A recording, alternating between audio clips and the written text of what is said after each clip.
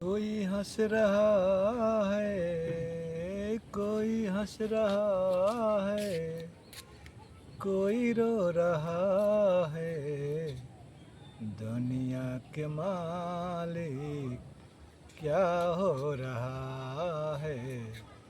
दुनिया के मालिक क्या हो रहा है। कोई हंस रहा है, कोई हंस रहा है, कोई रो रहा है। दुनिया के मालिक क्या हो रहा है। दुनिया के मालिक क्या हो रहा है। वासुदेव देवकी जेल में पुकारे, मामा कंस तनिक न बिचारे। वासुदेव देवकी जेल में पुकारे, मामा कंस तनिक न बिचारे। भगिना के प्राण, भगिना के प्राण मामा ले रहा है। दुनिया के मालिक क्या हो रहा है। दुनिया के मालिक क्या हो रहा है।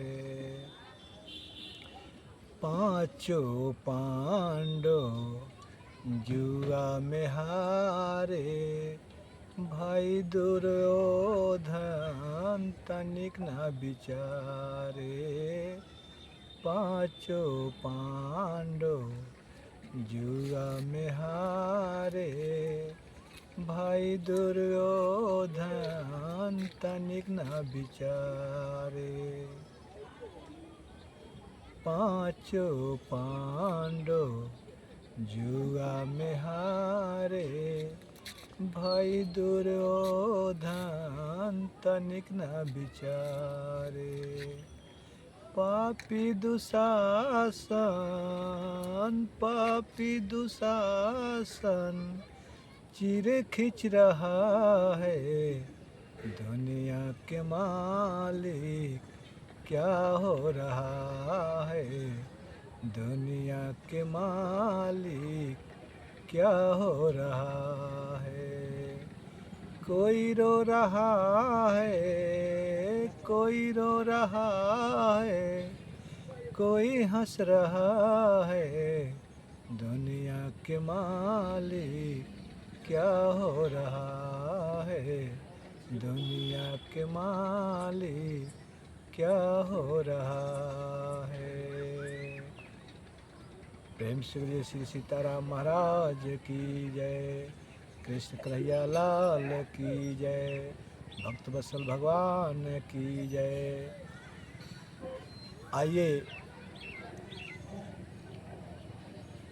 जब आत्मदेव शर्मा पंडित के घर में गैया बछड़ा यानी गैया भी पुत्र को जन्म दिया, तो चारों तरफ से नगरवासी, ग्रामवासी सब आकर के पंडित जी को बधाइयाँ देना शुरू कर दिए कि धन्य है पंडित जी, धन्य हैं आप। कहाँ आप एक पुत्र के लिए तरस रहे थे, आपके घर में तो गैया भी पुत्र का जन्म दिया है। सही बात है, भगवान देते हैं तो छप्पर फाड़ के देते हैं। इधर आत्मदेव शर्मा पंडित जी ने बहुत धूमधाम से दोनों बच्चों का जन्म उत्सव का प्रसाद, बधाई सब बांटी। उसके बाद से धीरे धीरे दिन व्यतीत हुआ। आगे चल के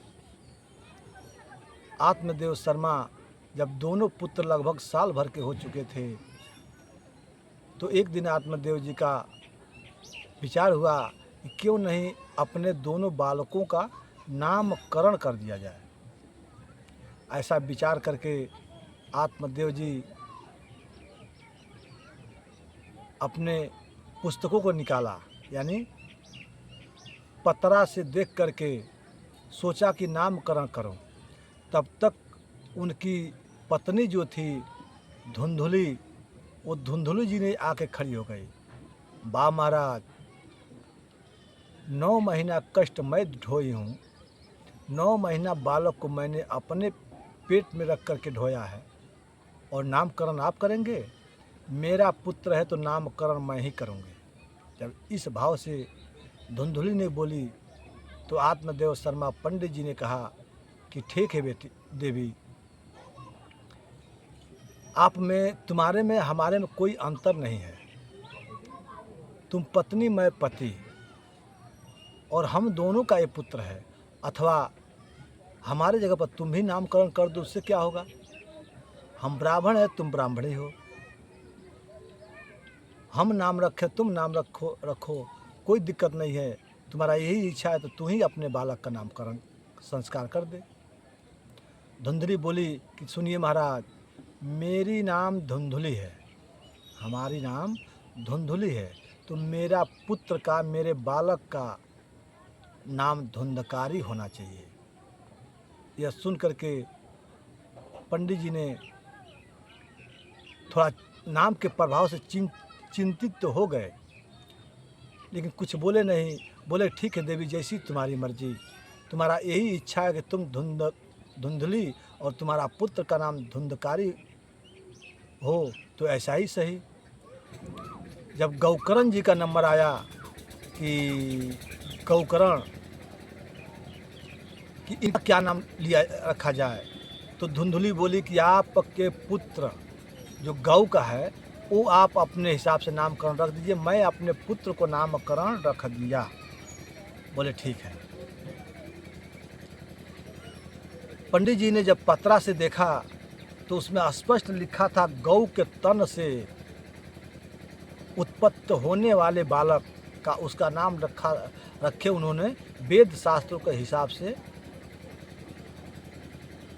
गौकरण जी महाराज। प्रेम से बोलिए गौकरण जी महाराज की जय, भक्त वत्सल भगवान की जय। गौकरण जी महाराज, इनका नामकरण हो गया। आत्मदेव शर्मा पंडित दोनों पुत्रों का नामकरण करने के बाद अब इन्होंने धीरे धीरे दोनों पुत्र बढ़ने लगे, दिन व्यतीत होने लगा। एक विख्यात और एक कुख्यात, दोनों अपना अपना चरित्र, अपना अपना स्वभाव प्रकट किए, एक विख्यात और एक कुख्यात। गौकर्ण जी महाराज छोटे उम्र से जिस गली से निकलते थे, जिसके दरवाजे पे जाते थे, वो पैर छूने के लिए आतुर हो जाते थे। और धुंधुली जो बड़ा भाई था,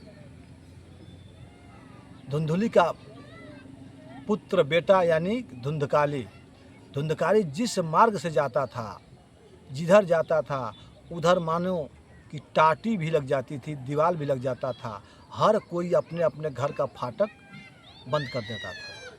इतना दुष्ट प्रकृति का हो गया। एक दिन बड़े होने के बाद धुंधकारी धीरे धीरे इसका स्वभाव, चरित्र, हर चीज़ धीरे धीरे बिगड़ते बिगड़ते ज़्यादा बिगड़ गया। चोरी करने लगा, मदिरा पान करने लगा।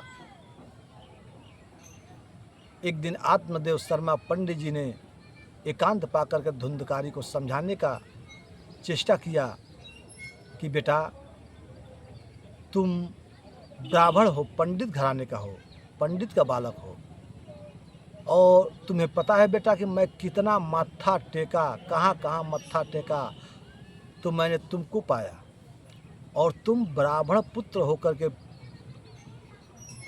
ये मदिरा पान करते हो, मांस खाते हो, चोरी करते हो। ये तुम्हारा प्रकृति ठीक नहीं है बेटा। अपने आदतों को निरर्थित करो, इसको सुधारो।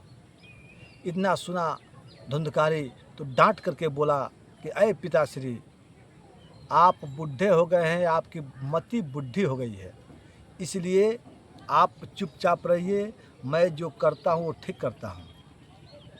धुंधकारी के विचारों से, हाव भावों से समझ गए कि इससे ज़्यादा बोलूँगा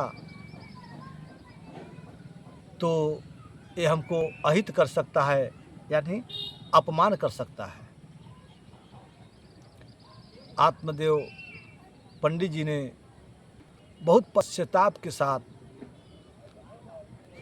धुंधकारी के पास से हट गए, दूर चले गए। इधर धुंधकारी का दिन रात दोनों चोरी से, डकैती से, मदिरा पान करके, यानी जिधर भी जाता था उधर भी लोग अपने अपने घर के दरवाजे बंद कर लिया कर लेते थे। धीरे धीरे इधर गौकरण जी महाराज जिधर भी जाते हैं उधर इनके चरण छूने के लिए लोग आतुर हो जाते हैं, दंडोत प्रणाम करने के लिए, नमस्कार करने के लिए लोग व्याकुल हो जाते हैं। एक दिन की बात, जब आत्मदेव पंडित जी कुछ और समझाने की चेष्टा किए, लेकिन धुंधकारी अपने पिता को वचनों का उल्लंघन कर दिया, एक बात भी नहीं माना। और धीरे धीरे करके आगे कुछ दिन व्यतीत होता है। आत्मदेव शर्मा बड़े गलानी के साथ फिर घर छोड़ते हैं। पहले भी घर छोड़े थे। क्यों घर छोड़े थे? कि बेटा नहीं है। अब भी, आज भी घर छोड़ रहे हैं। क्यों? क्योंकि क्यों बेटा है। पहले घर छोड़े थे कि बेटा नहीं है, अब घर छोड़ रहे हैं बेटा क्यों है। देखिए, संतान से हमको आपको सुख मिलेगा ये कोई ज़रूरी नहीं है। यदि हमारा आपका कर्म सही नहीं रहेगा और केवल बेटा बेटी के ऊपर निर्भर रहेंगे तो ये कोई ज़रूरी नहीं है कि बेटा बेटी से सुख हम लोगों को मिले। अरे जानवरों को तो सैकड़ों पुत्र होते हैं। आप दृष्टि उठा कर देखिए, कुत्ता, बिल्ली, भेड़, बकरिया, सबका संतान है, लेकिन कितना सुख मिलता है। उसी प्रकार से यदि आपके भाग्य में सुख रहेगा तो ही बेटा बेटी के माध्यम से सुख मिलेगा, अथवा सुख मिलने वाला नहीं है। जो जैसा करता है वैसा ही वो पाता है। जीवन में कहा गया है कि कोटि करे चतुराई, ब्रह्मा का लेखनी मिट नहीं जाई। उनकी लेखनी मिट नहीं सकती है। जो जैसा कर्म करेगा वैसा उसको भरना पड़ेगा। इधर गौकरण जी महाराज, आत्मदेव शर्मा पंडित जी ने अपने आप को बहुत समझाते हैं, लेकिन इन्होंने नहीं माना। और धीरे से एक दिन आत्मदेव शर्मा पंडित ने अपना घर द्वार त्याग दिया और वन में निकल गए। जब वन में निकले तो कुछ दूर जा रहे हैं तो आगे गौकरण जी मिलते हैं। गौकरण जी उनसे मिलते हैं और गौकरण जी भी पंडित जी को पिता ही कहते थे। जाकर के प्रणाम किया और कहा, हे पिताश्री, कहाँ जाए? आप इतना जान जाइए कि आप कहीं भी जाएंगे तो आपके मन में